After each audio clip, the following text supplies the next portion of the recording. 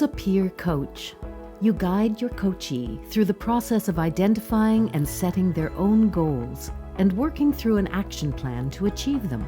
Over about 45 minutes of conversation, you will assist your coachee to explore their goals in depth by asking questions, being an active listener, and providing support.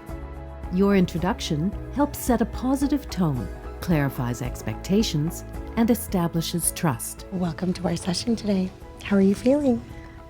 I'm feeling pretty good. It's been a busy week, and I'm looking forward to diving into our session. Today we're going to be focusing on your practice and your goals. I'm here to listen, answer any questions that you may have, clarify any of your thinking. This is also a safe space for sharing.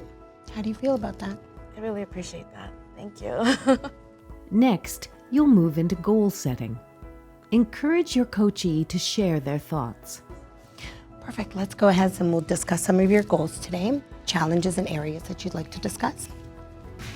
Yeah, I'm not sure. I have a lot of things on my mind. If they're hesitant or unsure, help them clarify with open-ended questions. So why don't we break it down? What's one thing that you'd like to be more clear about and more confident about? Once your coachee has defined a goal or goals, guide them to dive deeper. Let's go ahead and explore that. Tell me more about the situation. Use active listening and ask open-ended questions to follow up and deepen understanding. What have you already tried? What barriers have you encountered? What do you feel you need to achieve your goal? Okay, what options have you considered? Well, I If they're stuck, encourage brainstorming. Tell me if you had no restraints, what advice would you give to somebody else in that situation? would suggest that they look for resources. There might be something on the CDHO Knowledge Network.